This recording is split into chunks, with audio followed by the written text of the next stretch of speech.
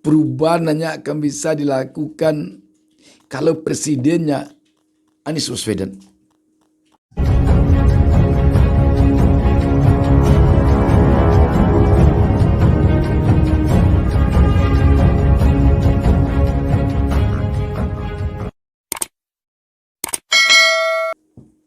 Assalamualaikum warahmatullahi wabarakatuh. Kita berjumpa kembali dalam kesempatan ini. Saya Bustami Narda kembali mendoakan kepada Allah Subhanahu wa taala, Tuhan Yang Maha Esa. Semoga kita seluruhnya selalu diberikan keberkahan hidup oleh Allah Subhanahu wa taala.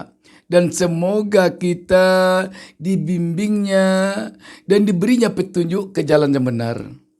Sahabat BN, ada satu pertanyaan besar yang selalu berpendar di kepala publik sekarang ini.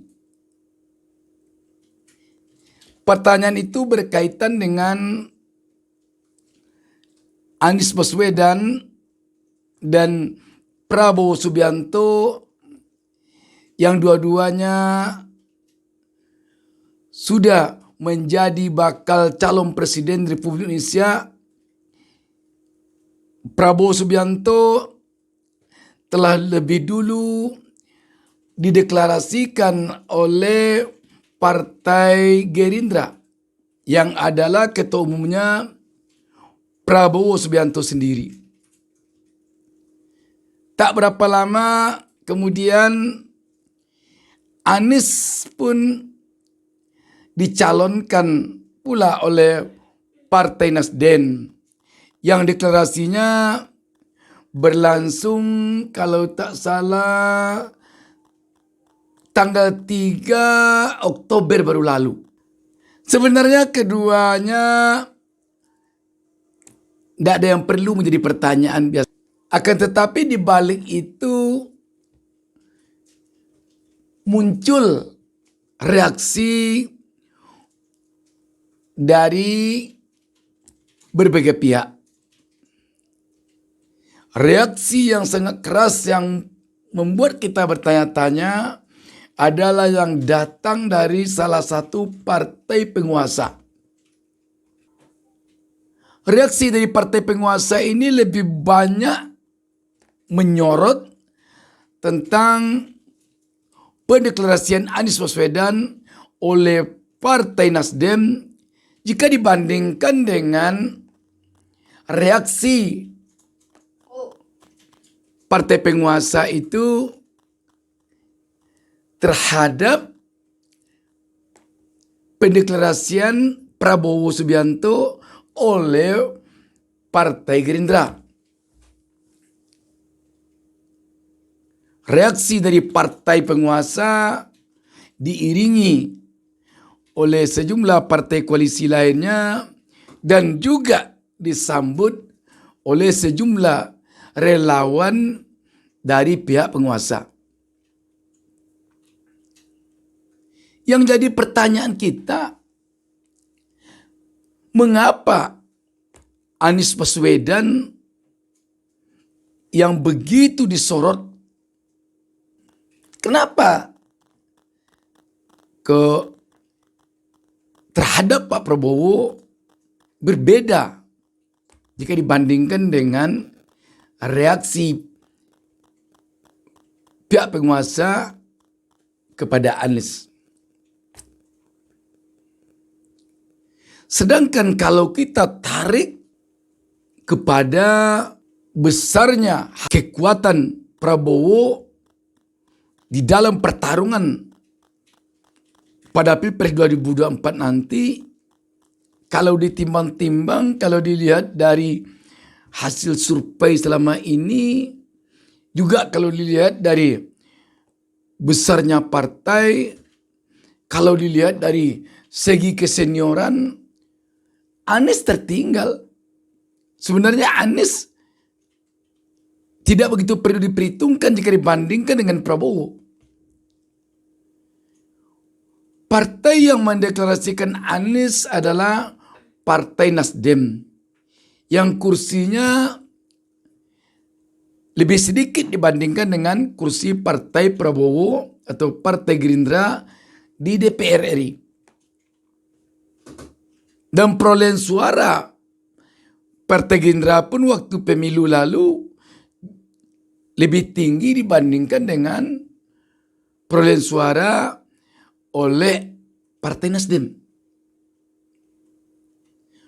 Partai Gerindra kalau tidak keliru kita kemarin ini waktu pemilu 2019 itu berada pada ranking 2. Sedangkan ranking 5 baru Partai Nasdem.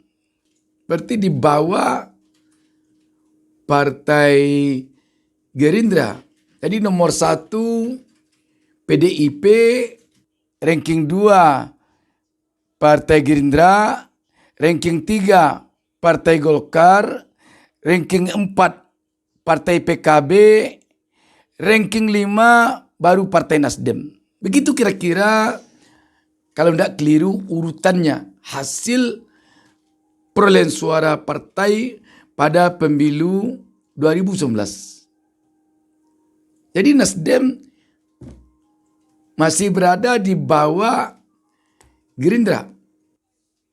Perolehan kursi Partai Gerindra 75 kursi, sedangkan Partai Nasdem hanya 59 kursi. Dilihat lagi dari segi kesenioran. Prabowo jauh lebih senior dibandingkan dengan Anies. Prabowo ketua umum partai. Anies tidak, hanya dicalonkan oleh partai. Anggota Partai Nasdem pun dia tidak. Non-partisan dia. Sedangkan Prabowo ketua umum partai. Prabowo adalah jenderal bintang 3 yang sangat senior. Anies Baswedan hanya sipil.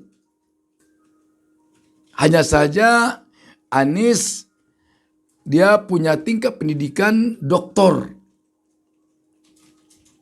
Itu saja. Jam terbang berpolitik jauh Prabowo dibandingkan Anies. Sebab Anies kelahiran tahun 69 kalau tidak salah kita.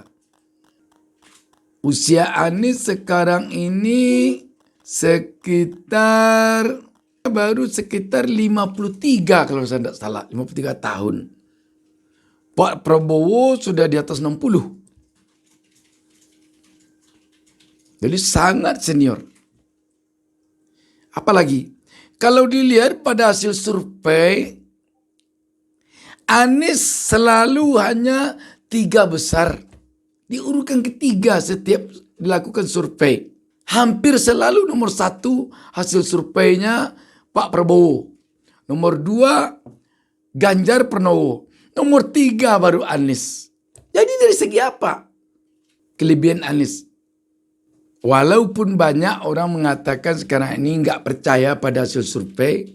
Karena survei itu adanya pada umumnya berasal dari orang yang memesan survei. Yang membiayai survei itu.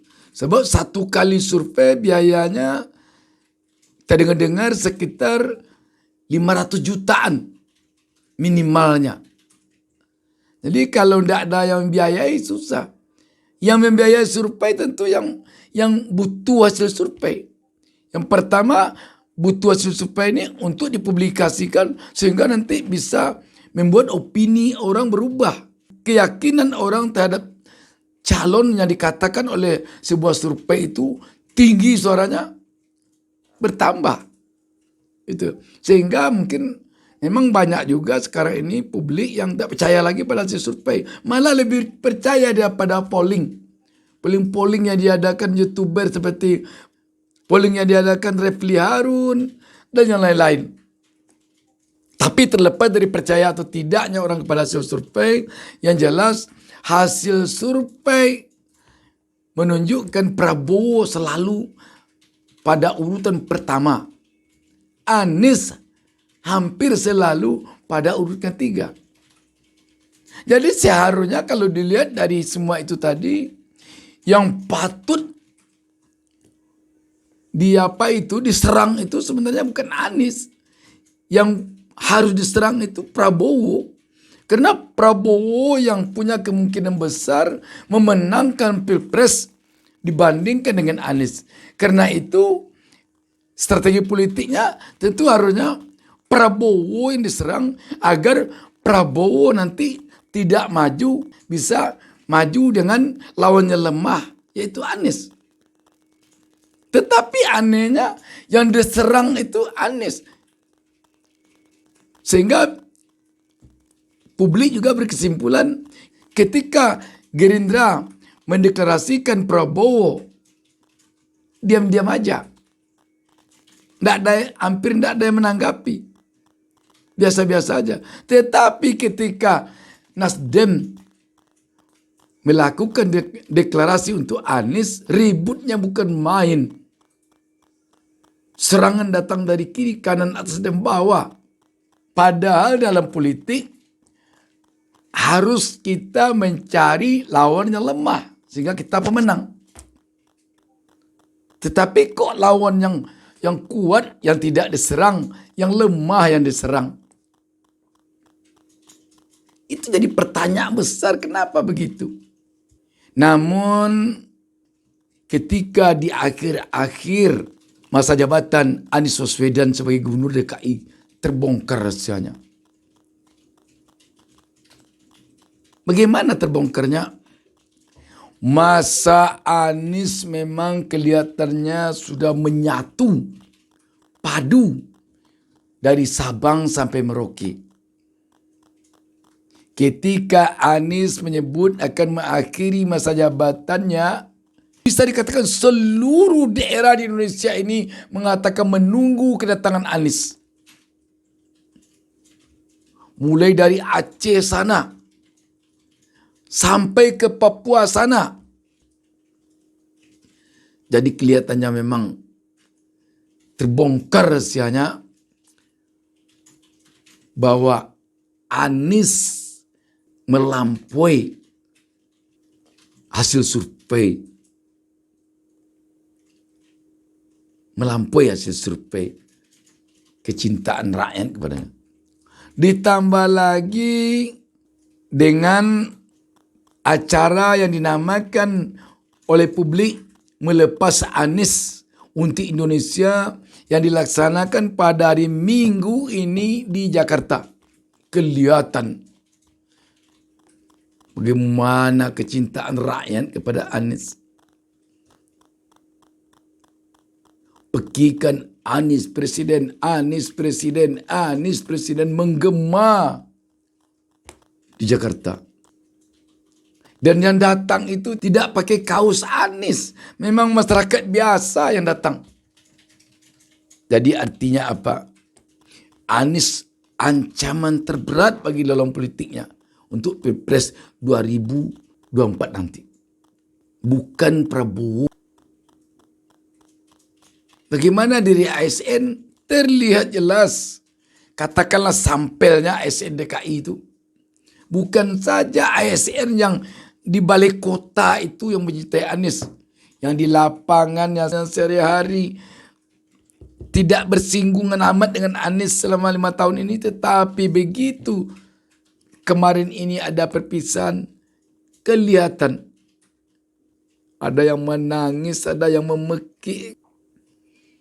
Sahabat BN, kita melihat sekarang ini rakyat memang betul-betul menginginkan perubahan. Sangat menginginkan perubahan. Dan rakyat tampaknya mempercayakan ini kepada Anies. Rakyat meyakini bahwa Anies lah yang akan bisa melakukan perubahan. Kenapa tidak Prabowo?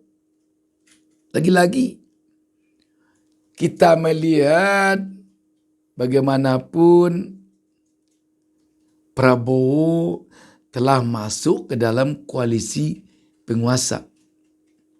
Prabowo telah berada di istana. Prabowo telah bergabung ke kabinet. Malah dua-duanya dengan calon wakil presidennya dulu Sandiaga Uno.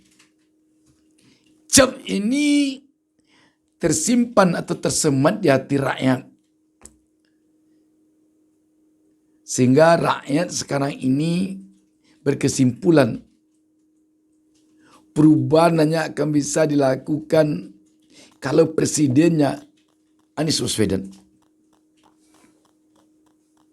Dan perubahan yang dilakukan Anies Baswedan nanti bukan perubahan membelakangi hasil kerja Jokowi, bukan begitu.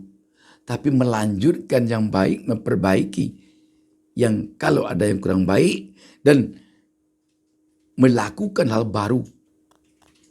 Kalau begitu, tampaknya yang lawan bagi status quo adalah Anies, bukan Prabowo. Kalau demikian, apa yang perlu dilakukan antara Prabowo dan Anies?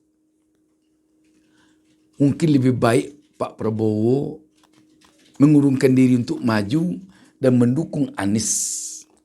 Sebab Anies itu adalah sekarang ini sepertinya adik Pak Prabowo. Kita takut nanti terjadi pada Pak Prabowo sekali lagi apa yang dia alami ketika dia maju bersama Pak Jokowi. Kita tahu yang membawa Pak Jokowi ke Jakarta adalah Pak Prabowo, yang mendukung pencalonan Pak Jokowi sebagai gubernur DKI Jakarta. Di garis depannya Pak Prabowo.